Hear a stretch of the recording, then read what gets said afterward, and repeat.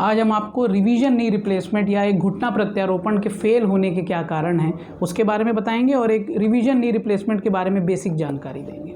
नमस्कार दोस्तों, मेरा नाम डॉक्टर रोहित पांडे है। मैं गैलेक्सी अस्पताल में as joint replacement specialist and sports injury specialist कार्यरत हूँ। यहाँ पे हम लोग basically revision knee and hip surgeries and primary knee and hip replacements करते हैं और जितनी भी जो है लेटेस्ट स्पोर्ट्स इंजरीज़ के मैनेजमेंट हैं उसको हम फॉलो करते हैं। आज हम लोग डिस्कस करेंगे कि एक नी रिप्लेसमेंट के फेल होने के क्या क्या कारण होते हैं। पहली बात तो मैं आपको बता दूं कि नी रिप्लेसमेंट आज की डेट में वर्ल्ड का सबसे सक्सेसफुल ऑपरेशन है। इसके अंदर 95% सक्सेस रेट माना गया है, लेकिन जैसे कि किसी भी प्रोसीजर में कुछ ना कुछ रिस्क होते हैं, इसके अंदर भी 5% कॉम्प्लिकेशन का रिस्क माना गया है। In spite of doing all the things, आज की डेट के अंदर भी एक नी रिप्लेसमेंट के बाद 20% ऑफ पेशेंट स्टिल डिससेटिस्फाइड रह जाते हैं कि वो अपने नी रिप्लेसमेंट से खुश नहीं हो पाते।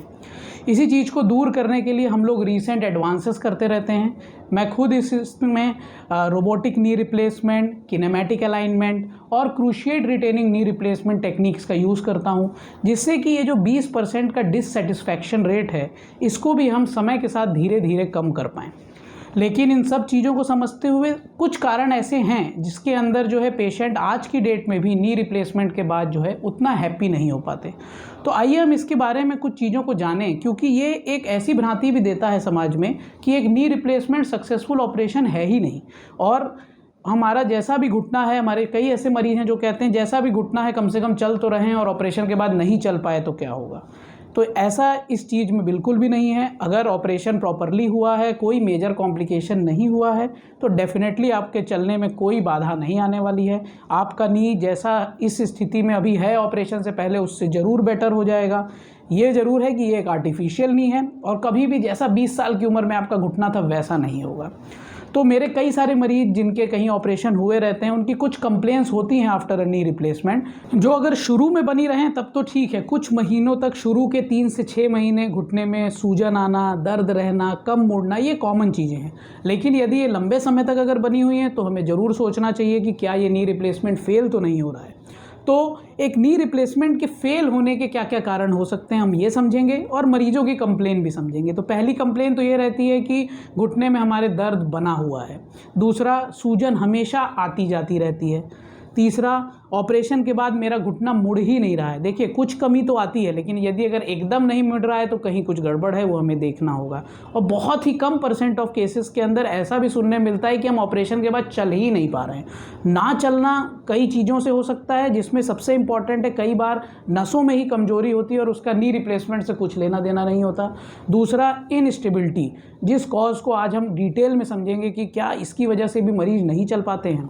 तो एक नी रिप्लेसमेंट में जो कॉम्प्लिकेशन है वो या इन्फेक्शन से हो सकता है, या स्टिफनेस हो सकती है, ऑपरेशन के बाद दोबारा फ्रैक्चर हो जाने से हो सकती है, या इनस्टेबिलिटी से हो सकती है। तो आइए समझें डिटेल में कि ये इनस्टेबिलिटी है क्या आखिर। तो नी रिप्लेसमेंट यदि हम देखें तो ये एक इम्प्लांट है और ये एक मॉडल है जिसमें नी रिप्लेसमेंट को दिखाया गया है। एक जेन्युइन भाषा में अगर समझा जाए तो knee replacement is a balancing art.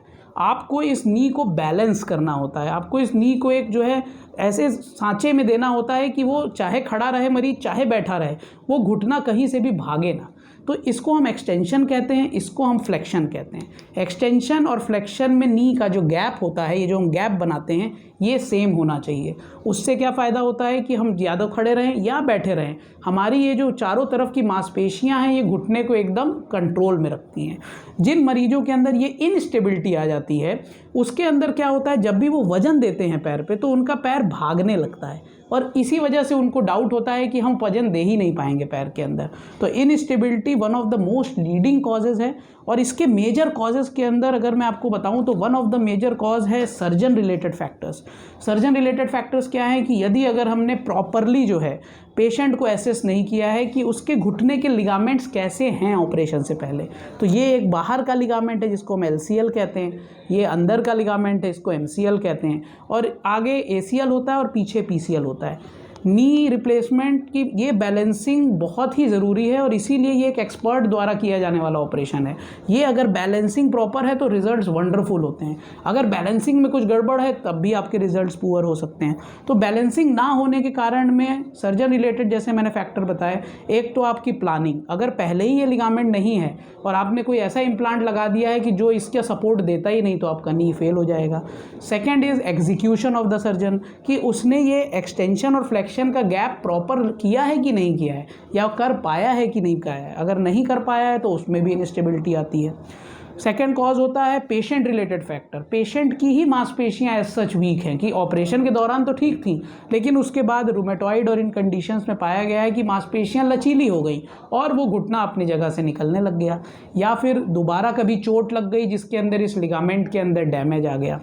Third important factor है इसके अंदर एज सच द इम्प्लांट की क्वालिटी में बार बार फोकस करूंगा इस ऑपरेशन में, बहुत इंपॉर्टेंट है। ये ऑपरेशन सस्ता की ज़रूरत नहीं है, इस ऑपरेशन में क्वालिटी की ज़रूरत है, क्योंकि अगर ये इम्प्लांट की क्वालिटी अच्छी नहीं है तो कोई भी चीज़ घिसती है। ये भी एक प्लास्टिक है, इसमें वियर एंड टीयर होता है। ये चीज़ जब घिसने लग जाती है तो ये आसपास इन्फ्लेमेशन करती है और घुटना अनस्टेबल हो जाता है। तो इनस्टेबिलिटी में वियर एंड टीयर एक बहुत इंपॉर्टेंट फैक्टर है और इसमें इम्प्लांट की क्वालिटी बहुत इंपॉर्टेंट है। बेस्ट कंपनी के इम्प्लांट्स 20 से 25 साल चलते हैं। लोकल मेड इम्प्लांट्स जिनकी क्वालिटी अच्छी नहीं है उनका जो है 20 ऐसा देखा गया 2 से 3 साल में ही वियर एंड टीयर शुरू हो जाता है। तो इम्प्लांट क्वालिटी इस ऑपरेशन में बहुत इंपॉर्टेंट है।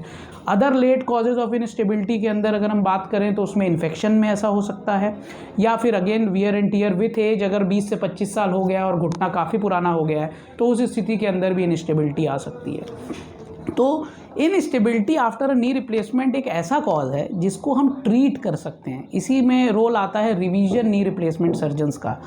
एक्सपर्ट्स जो है एक प्राइमरी नी जो पहले हो रखा है उसको बेहतर कर सकते हैं कि नहीं कर सकते हैं। इसीलिए ये बहुत ही ज़रूरी है कि यदि अगर आप अपने नी रिप्लेसमेंट से संतुष्ट नहीं हैं तो आप ये ना सोचें कि प्रोसीजर ही ख़राब है और उस वजह से ऐसा हो रहा है।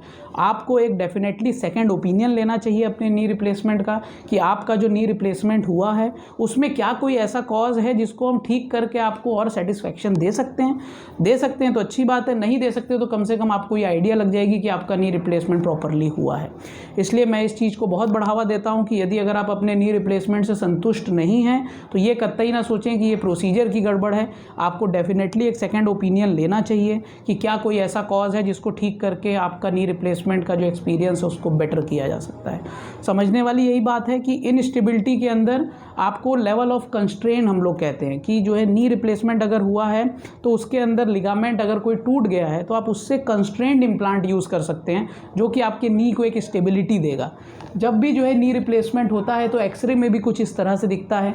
ये आपका एक्सटेंशन है, इसके अंदर आपका गैप एकदम परफेक्टली बैलेंस होना चाहिए।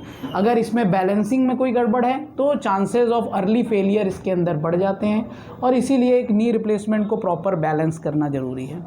तो आशा करता हूं कि आप लोगों को कुछ बेसिक जानकारी मिली होगी कि एक नी रिप्लेसमेंट के फेल होने के क्या क्या कारण हैं। अगर आपके कुछ सवाल हो तो आप हमसे वो भी ज़रूर पूछ सकते हैं और मैं डेफिनेटली आप लोग को इनकरेज करूंगा कि आप एक जो है सेकंड ओपिनियन अगर आपका नी रिप्लेसमेंट हो रखा है तो आप ज़रूर लें कि अगर आप उससे सेटिस्फाइड नहीं हैं। Otherwise this is the world's most successful surgery. हम आज की डेट में अगेन मैं रिपीट करूँगा kinematic alignment, CR technique, robotic knee replacement, इन सारी चीज़ों का प्रयोग कर रहे हैं जिससे कि जो है हमारा जो पेशेंट का नी रिप्लेसमेंट का एक्सपीरियंस है वो बेटर हो और सेटिस्फैक्शन रेट बढ़े। थैंक यू सो मच आप लोगों के टाइम के लिए, धन्यवाद। हम हैं डॉक्टर्स की गैलेक्सी, डॉक्टर्स की गैलेक्सी, डॉक्टर्स की गैलेक्सी। सेवा हमारा धर्म, सेवा हमारा धर्म, और आपकी सेहत ही हमारा सरोकार। आधुनिक सुविधाओं से लैस पूर्वांचल का सबसे जाना माना hospital Galaxy hospital, Mahmoorganj, Varanasi.